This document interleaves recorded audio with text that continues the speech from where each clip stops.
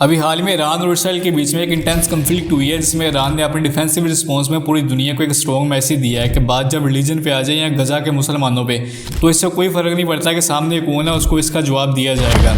इस वीडियो में जिस टॉपिक को कवर करने वाला हूँ वो ये है कि अगर किसी कंट्री में जंग होती है तो तुम्हें सबसे ज्यादा फायदा किन लोगों को होता है। जैसे अभी रिसेंटली ईरान और इसराइल के बीच में 12 डेज की वार हुई है, जिसमें यह बताया गया कि ईरान ने इसराइल पर रिटेलिएशन की थी उन मिसाइल के जवाब में जो उसने 13 जून 2025 को ईरान पर फायर किए थे। इस वीडियो में आगे बढ़ने से पहले मैं थोड़ा सा ये ब्रीफ करना चाहूंगा कि आखिर इन दोनों मुल्कों के बीच में जंग क्यों स्टार्ट हुई और एकदम से कैसे ये आग की तरह फैल गई। पिछले कुछ सालों से इसराइल गजा के मुसलमानों पर अटैक कर रहा है। इसराइल का ये कहना था कि वो गजा में हमास ऑर्गेनाइजेशन को टारगेट कर रहा है और उसको यहाँ से खत्म करना चाह रहा है, लेकिन एक्चुअली वो गजा में जेनोसाइड कर रहे हैं। और इसी दौरान इसराइल ने गजा में बहुत से बच्चों, बुजुर्गों, औरतों को जान से मार दिया है। इसराइल की इस जारियत का जवाब देने के लिए हमास और हिजबुल्लाह जैसी ऑर्गेनाइजेशन सामने आती हैं और उसके साथ फाइट करती हैं। इसराइल जो कि यूएसए के स्पोर्ट्स से एडवांस वेपन्स को यूज करते हुए इन दोनों ऑर्गेनाइजेशन के साथ फाइट करता रहता है। 13 जून 2025 से पहले पूरी दुनिया में हर तरफ इसराइल के पावरफुल होने की बात की जा रही थी। इसी दौरान इसराइल एक बहुत बड़ी गलती कर बैठता है और ये कि 13 जून को वह ईरान पर मिसाइल से अटैक कर देता है, जिसकी वजह वो ये बताता है कि ईरान हिजबुल्लाह और हमास को सपोर्ट कर रहा है और उसके साथ साथ वो खुद भी न्यूक्लियर बॉम्ब बनाने के बिल्कुल करीब पहुंच चुका है, जो कि आने वाले टाइम में पूरे खित्ते के लिए एक बहुत बड़ा खतरा है। लेकिन इसराइल को ईरान के इस न्यूक्लियर प्रोग्राम से अपनी तबाही नजर आ रही थी। इसके साथ साथ इसराइल ईरान में इस्लामिक रजीम को चेंज करना चाह रहा था, यानी अली खamenei की जगह पर वो अपना पपेट बनाना चाह रहा था ताकि वो उसको उसके मिशन के दौरान यानी ग्रेटर इसराइल बनाने में कोई भी रोक ना सके।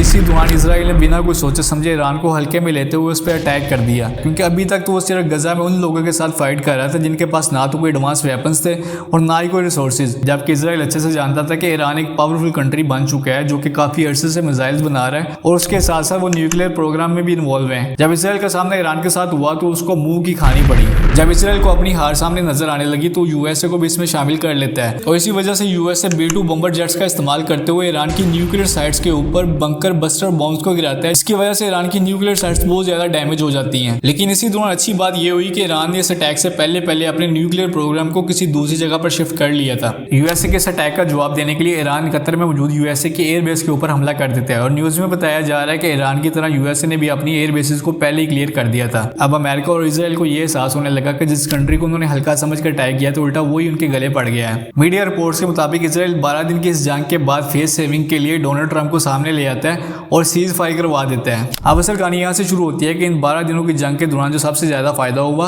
वो वेपन्स मैन्युफैक्चरिंग कंपनी थी, जो कि इसराइल और अमेरिका की अपनी थी। इन कंपनीज को जंग की वजह से किस तरह फायदा हुआ ये जानने की कोशिश करते हैं। एक इजरायली कंपनी जिसका नाम एल्बिट सिस्टम है, उसने इन 12 दिनों के दौरान $0.81 बिलियन का प्रॉफिट किया और इसके साथ साथ जो छोटे लेवल की डिफेंस कंपनीज थी उन्होंने भी मिलियंस में प्रॉफिट कमाया। और इसके साथ एक अमेरिकन कंपनी जिसका नाम RTX है, उसकी वैल्यू इस जंग के दौरान $12.3 बिलियन तक बढ़ गई। इसी दौरान अमेरिका की एक और वेपन्स मैन्युफैक्चरिंग कंपनी थी जिसको $3 बिलियन का नुकसान भी हुआ। अब आप यहाँ पे ये सोच रहे होंगे कि बाकी सारी कंपनीज को फायदा हुआ और इस कंपनी को नुकसान क्यों हुआ। तो हुआ कुछ ये था कि जो इन्वेस्टर्स थे उन्होंने अपना सारा पैसा इस जंग से कुछ ही दिन पहले निकाल के ऑयल और गोल्ड में इन्वेस्ट कर दिया था। अब होता है कि जब भी किसी कंट्री में जंग होती है तो जो बड़े बड़े इन्वेस्टर्स होते हैं वो अपना सारा पैसा ऑयल और गोल्ड के अंदर इन्वेस्ट कर देते हैं, क्योंकि वार के दौरान गोल्ड की प्राइसेस यहाँ तो हमेशा स्टेबल रहती हैं या फिर ऊपर चली जाती हैं। और अगर ऑयल की बात की जाए तो आप हिस्ट्री चेक कर सकते हैं कि वार हमेशा उन्हीं कंट्रीज में होती है जहाँ पर ऑयल सबसे ज्यादा होता है और लोग ऑयल में इसलिए इन्वेस्ट कर देते हैं क्योंकि उनको पता होता है कि इस जंग के दौरान ऑयल की कमी होने वाली है